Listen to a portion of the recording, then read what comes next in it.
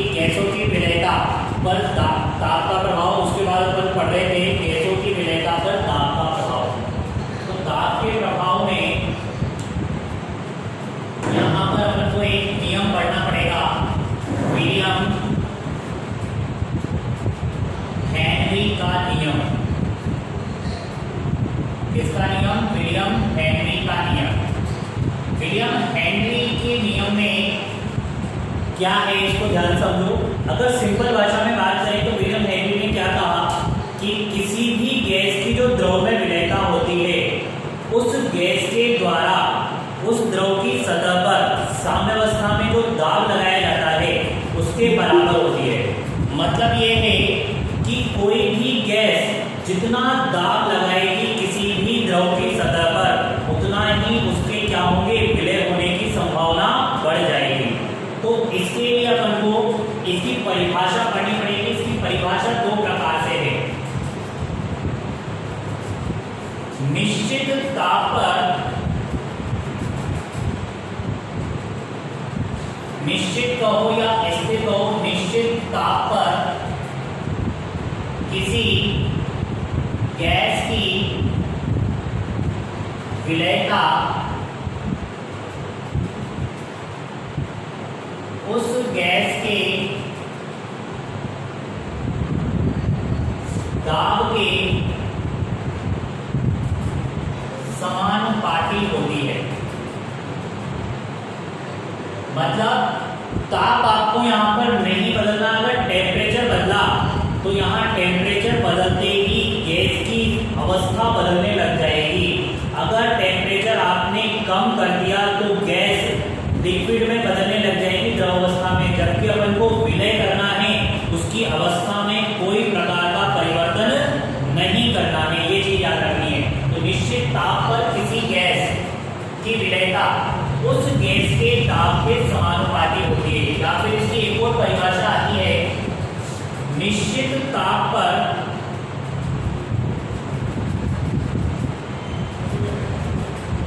किसी विलायक के इकाई आयतन में किसी गैस की खुली हुई मात्रा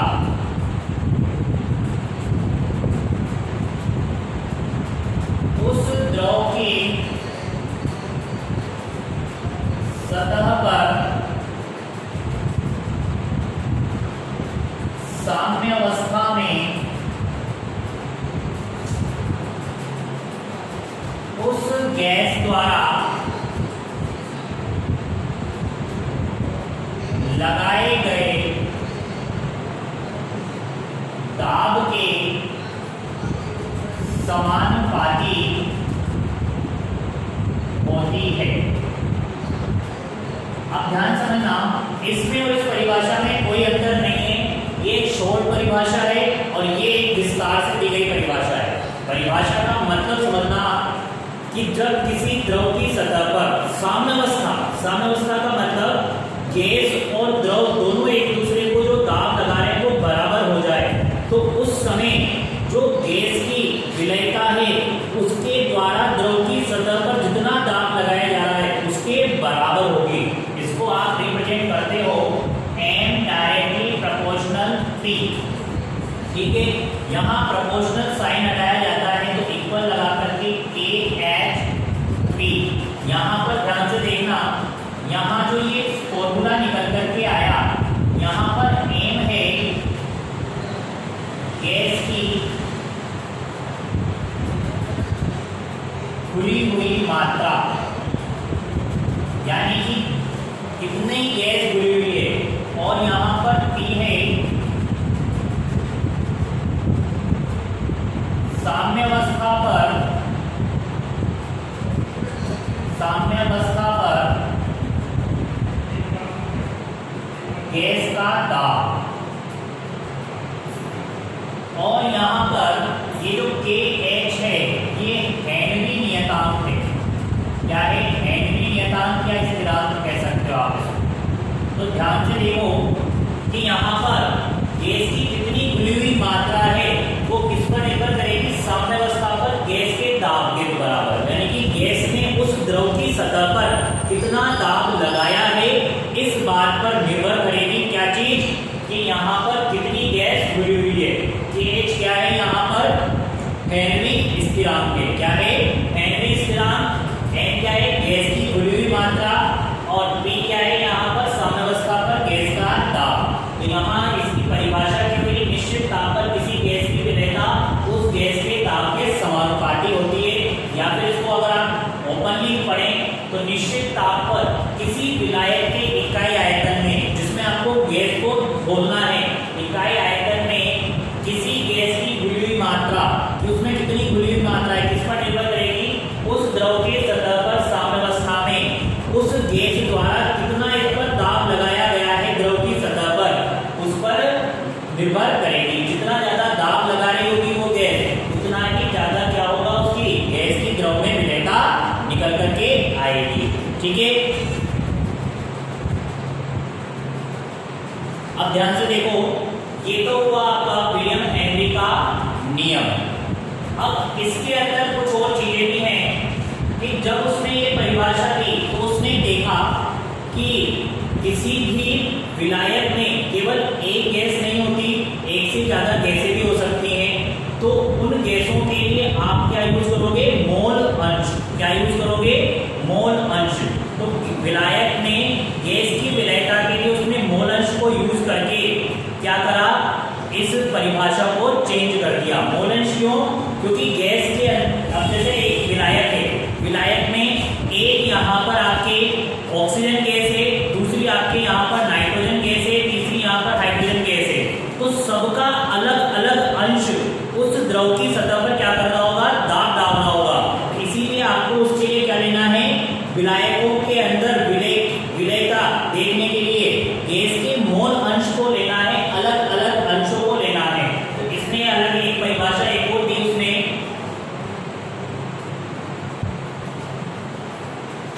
कैसे दी उसने परिभाषा, विलायक में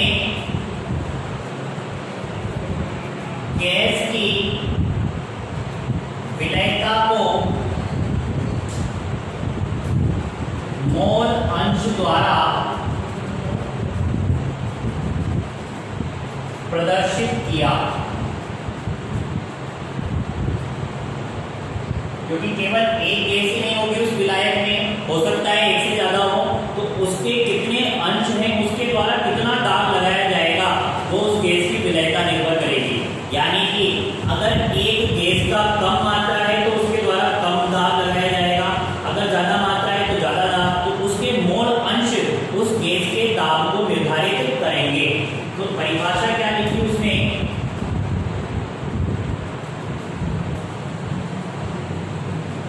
किसी गैस का वाष्प अवस्था में, किस अवस्था में, वाष्प अवस्था में आंशिक दाब, अब यहां पर आया है आंशिक दाब, दाब नहीं यहाँ पर, क्या है आंशिक दाब। आंशिक दाब इसलिए आया क्योंकि अपन जितना उस द्रव की सतह पर दाब लग रहा है उसमें से केवल उसी अंश को देख रहे हैं जो उस गैस के द्वारा लगाया जा रहा है। क्योंकि अपन मोल अंश भी केवल उसी का ले रहे हैं, यानी कि मोल किसका ले रहे हैं, अंश के रूप में उसी गैस का। तो दाब भी आपको आंशिक लेना पड़ेगा उसी गैस का। तो किसी गैस का वाष्प अवस्था में आंशिक दाब उस विलयन में गैस के मोल अंश, मोल अंश यानी कि x, अपन ने पढ़ा था मोल अंश, मोल भिन्न, मोल प्रभाज, मोल अंश x के समानुपाती होता है। ठीक है, तो यहां पर आएगा आपका P डायरेक्टली प्रोपोर्शनल x, और यहां से समानुपाती स्थिरांक हटेगा तो वही K निर्देशांक। यहाँ पर लेकिन P क्या है, आंशिक दाब, गैस का आंशिक दाब है। X क्या है, गैस के मोल अंश, ठीक। और KH यहाँ पर क्या है, हेनरी नियतांक, ठीक है। तो उसने क्या कहा, किसी गैस का वाष्प अवस्था में, किसी गैस का वाष्प अवस्था में जो आंशिक दाब होगा वह उस विलयन में गैस के मोल अंश के समानुपाती होगा। क्योंकि अपन यहाँ पर एक विलायक के अंदर सिर्फ एक गैस को नहीं देखेंगे, एक विलयन में एक गैस को नहीं देखेंगे, एक विलयन में एक से ज्यादा गैस भी होगी, तो उनके कितने मोल हैं और उनके द्वारा प्रत्येक के द्वारा अलग अलग जो दाब लगाया जाता है वो अलग अलग क्या कहलाता है, आंशिक दाब कहलाता है, ठीक है। तो ये इसकी एक परिभाषा और थी, ठीक है। इस प्रकार से उसने दो परिभाषाओं के द्वारा क्या करा, दाब का प्रभाव प्रकट किया गैस की विलयता पर। अब इसमें एक चीज और आती है कि उसने एक ग्राफ बनाया, उसने एक ग्राफ बनाया। ग्राफ कैसे बनाया उसने, ये तो है मोल अंश, जैसे यहाँ 0.2, यहाँ 0.4, यहाँ पर आंशिक दाब, ठीक है, 1000, 2000। तो जब ये इसके और इसके बीच में संबंध देखा तो यहाँ पर एक सीधी रेखा प्राप्त हुई इस तरह से। तो यहाँ पर आंशिक दाब P, आंशिक दाब P व मोल अंश X के मध्य खींचा गया ग्राफ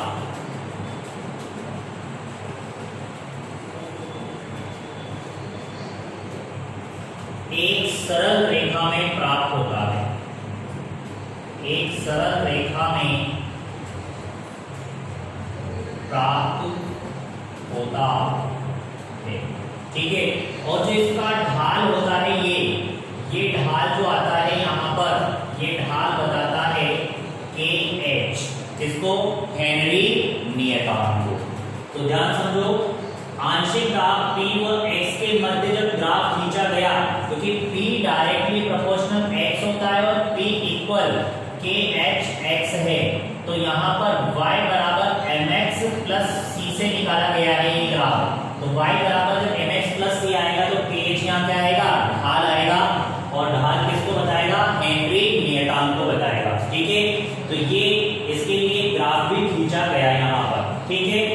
अब इसमें कुछ इंपॉर्टेंट पार्ट और हैं, ध्यान से सुनो इधर, इसके अंदर कुछ इंपॉर्टेंट पार्ट और हैं, वो अपन इसके बारे में डिस्कस करेंगे।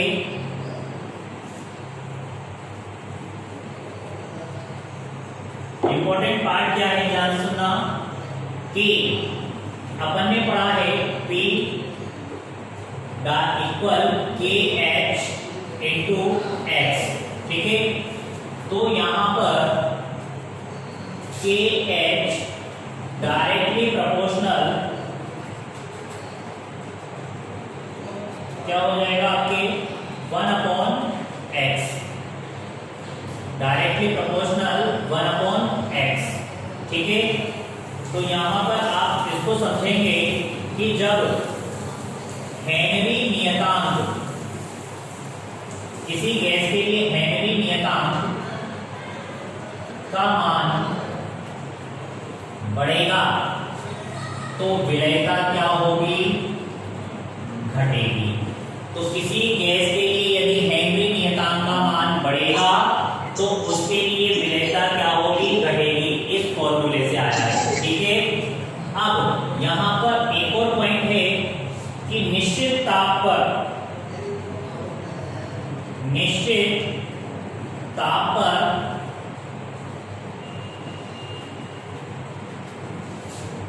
निश्चित ताप पर अलग अलग गैसों के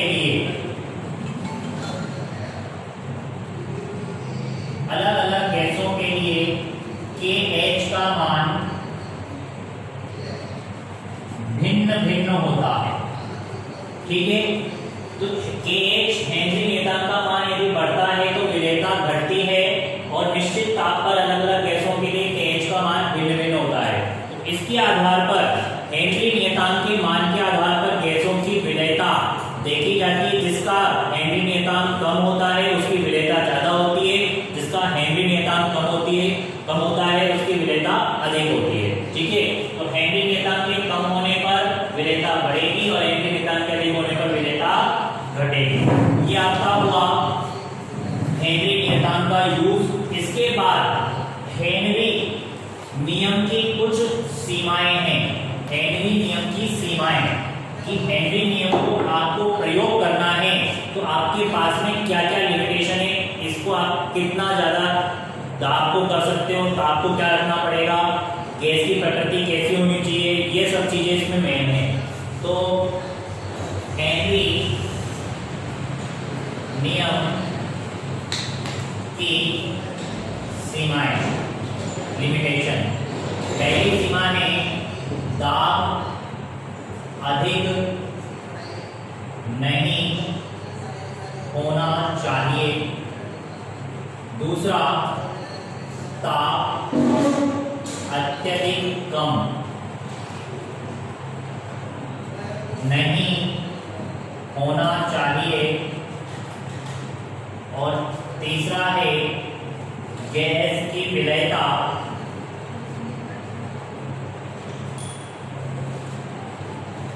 विलायक में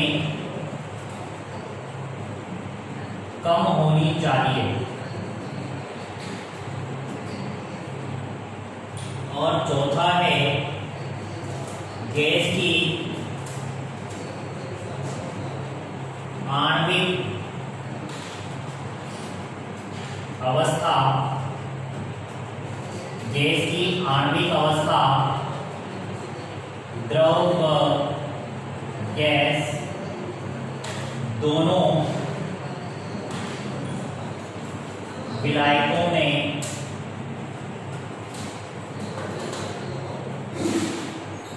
समान रहनी चाहिए। तो इसको ध्यान रखो, दाब अधिक नहीं होना चाहिए। इसका मतलब ये है कि अगर आपने दाब को बहुत अधिक कर दिया तो दाब को बहुत अधिक करने पर गैस किसमें बदल जाएगी, द्रव में, और द्रव जब हो जाएगी तो द्रव का द्रव में विलयन तो आसानी से बन जाएगा। इसी प्रकार यदि ताप बहुत निम्न कर दिया तो गैस ऑटोमेटिक द्रव में बदल जाएगी। तो इस कारण ये दोनों चीज तो होनी नहीं चाहिए। तीसरा, गैस की विलयता, ऐसा ना हो कि गैस विलायक में इतनी ज्यादा विलय हो जाए कि उससे क्रिया कर ले, उससे किसी प्रकार का यौगिक बना ले, ऐसा नहीं होना चाहिए। और वो इसमें भी देखता है कि गैस की आणविक अवस्था द्रव व गैस दोनों विलायकों में, चाहे आपका विलायक द्रव है चाहे गैस है, ऐसा नहीं हो कि गैस उससे क्रिया करके अपने आप को या तो आयनों में बदल ले या फिर क्या कर ले, किसी नए प्रकार के यौगिक का निर्माण कर ले, अपनी आणविक अवस्था को क्या कर दे, बदल दे, ऐसा भी नहीं होना चाहिए। तो हेनरी का नियम इन चार सीमाओं के अंदर प्रकट किया जा सकता है। अब इसके बाद मोस्ट इंपोर्टेंट पार्ट जहां से क्वेश्चन ज्यादातर पुटअप होता है इस नियम में से, वो है हेनरी नियम के अनुप्रयोग। हेनरी नियम के अनुप्रयोग सबसे मोस्ट इंपोर्टेंट है। इसके अंदर ध्यान से समझना, हेनरी नियम के अनुप्रयोग 3 हैं और बहुत इंपॉर्टेंट है आपके तीनों। कैसे हैं? पहला अनुप्रयोग है कि इसका प्रयोग कहां किया जाता है, वाटर, सोडा वाटर में, जैसे आप सोडा वाटर व शीतल पेय में, शीतल पेय में CO2 गैस की विलयता के लिए। आप इसको समझोगे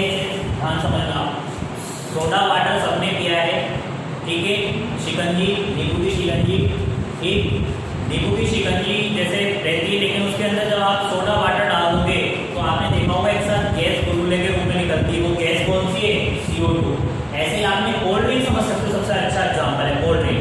कोल्ड ड्रिंक में जब आप उसको हिला करके जब उसको ढक्कन को खोलते हो तो एक साथ तेजी से बाहर निकलती है कोल्ड ड्रिंक। उसका कारण क्या है कि अधिक दाब पर और कम ताप पर CO2 गैस को उस कोल्ड ड्रिंक के अंदर भरा जाता है, और जब आप उसको खोलते हो तो वो दाब जैसे ही कम होता है तो कोल्ड ड्रिंक क्या हो जाती है? बाहर निकल करके आ जाती है, क्योंकि गैस उसमें से बाहर निकलेगी, क्योंकि दोबारा दाब कम हुआ, दाब कम होते ही गैस क्या हो जाएगी? वहां से बाहर निकलेगी। तो सोडा वाटर को शीतल पेय में CO2 गैस की विलेयता के लिए हेनरी के नियम का प्रयोग किया जाता है।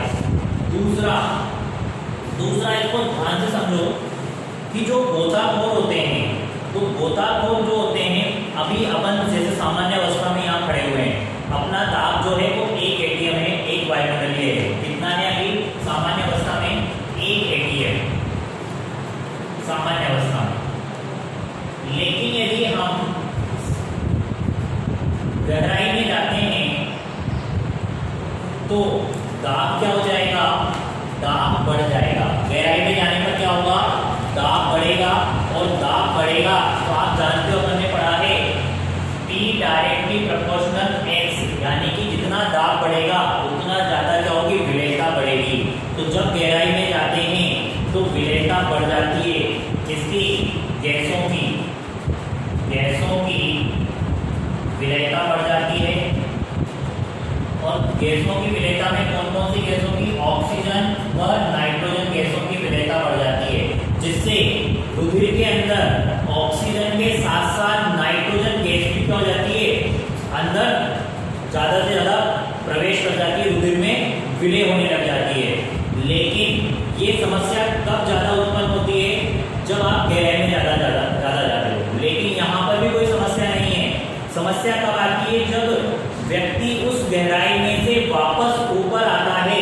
तो आप जब देखो यहाँ गहराई में से जब दोबारा ऊपर आएगा तो यहाँ दाब क्या होगा? वापस से कम होगा, और दाब कम होगा तो रुधिर में जो अधिक मात्रा में गैसें घुली हुई हैं, यानी कि अंदर जो प्रवेश कर चुकी है रुधिर में, वो क्या होंगी? बाहर निकलने लगेंगी। तो दाब कम होने से अधिक मात्रा में घुली गैसें बाहर बुलबुले के रूप में निकलती हैं, बुलबुले के रूप में निकलती हैं, जिससे बुलबुले के रूप में निकलेंगी तो कोशिकाओं को क्या करेंगी? अवरुद्ध करने की करेंगी, यानी कि कोशिकाएं जब अवरुद्ध होंगी तो आपका नर्वस सिस्टम भी कमजोर होगा। इसके अलावा कई बार वो नसों को फाड़ देती है, इतना ज्यादा बुलबुले बन जाते हैं बाहर निकलने के लिए कैसे इतना ज्यादा कि दाब एकदम अंदर गहराई में बहुत ज्यादा होता है। जब सतह पर आता है व्यक्ति तो दाब बहुत कम होता है, तो उसके क्या होने लग जाती है? उन बुलबुलों की वजह से कई बार डेथ भी हो जाती है। तो जिससे नाड़ी तंत्र व कोशिकाओं में अवरोध होता है, जो कई बार घातक होता है। और ये जो क्रिया होती है इसे बोलते हैं बैंड्स। क्या बोलते हैं इसे? बैंड्स। इसे बैंड्स अवस्था कहते हैं। कौन सी अवस्था कहते हैं? बैंड अवस्था कहते हैं। ठीक है, तो जब गोताखोर ऊपर से नीचे गहराई में जाएगा तो दाब बढ़ेगा। दाब बढ़ने से ऑक्सीजन के साथ साथ नाइट्रोजन भी विलय होगी, ज्यादा से ज्यादा मात्रा में विलय होगी। लेकिन जब वो सतह पर आएगा तो दाब दोबारा कम होने की वजह से वहां से क्या हो जाएगा? वहां से कैसे बाहर निकलेंगी, और बाहर निकलेंगे किस रूप में? बुलबुले से, बुलबुले के रूप में। इससे कोशिकाओं में अवरोध, नाड़ी तंत्र में अवरोध होगा, जिससे कई बार मृत्यु तक भी हो जाती है। और इस अवस्था को क्या बोलते हैं? बैंड अवस्था बोलते हैं। तो इस क्रिया से बचने के लिए वर्तमान समय में गैस सिलेंडरों में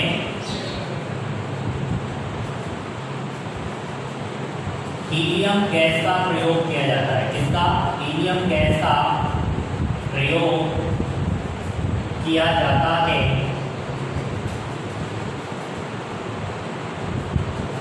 जिसकी विलयता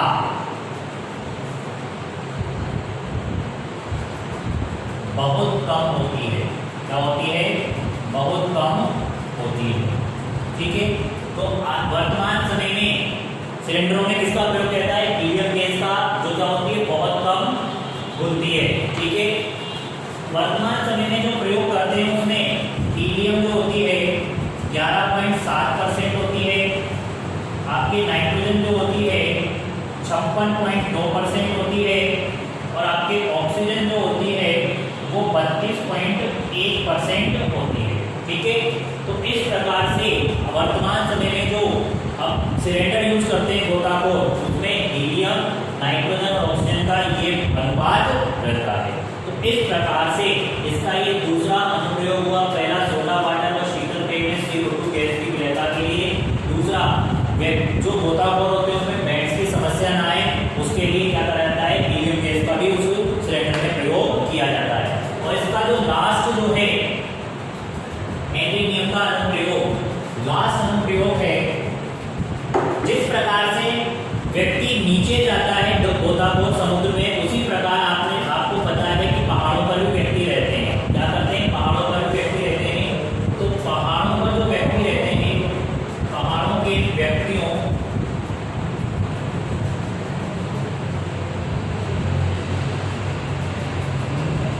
में इसको ऐसे समझो, पहाड़ों पर दाब कम होता है। दाब कम होने से व्यक्तियों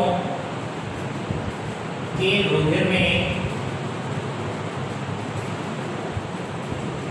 ऑक्सीजन की विलयता कम होगी। ऑक्सीजन की विलयता कम होगी, जिससे क्या होगा? शरीर कमजोर व सोचने की क्षमता कम होती है। सोचने की क्षमता कम होती है। मतलब समझना, पहाड़ों पर जब व्यक्ति रहेगा तो पहाड़ों पर उसका दाब कम रहेगा। दाब कम रहने से रुधिर में ऑक्सीजन कम मात्रा में घुलेगी और ऑक्सीजन जब कम मात्रा में घुलेगी तो उसके अंदर ऑक्सीजन लेवल कम हो जाएगा, उससे शरीर कमजोर होगा और सोचने की क्षमता कम हो जाएगी। इस अवस्था को एनोक्सिया कहते हैं। क्या कहते हैं? एनोक्सिया कहते हैं। ठीक, ये इस प्रकार से आपके यहाँ पर 3 अनुप्रयोग हुए। पहला सोडा वाटर पेयजल में, दूसरा गोताखोरों के सिलेंडरों में जो होता है, और तीसरा पहाड़ों पर दाब कम होने से उनमें कौन सी अवस्था आ जाती है? एनोक्सिया अवस्था आ जाती है। इस प्रकार आपके ये कितने अनुप्रयोग हुए? 3 अनुप्रयोग हुए। यहाँ पर ये आपका हेनरी का नियम खत्म होता है। इसके बाद अपन अगला टॉपिक स्टार्ट करेंगे, वाष्प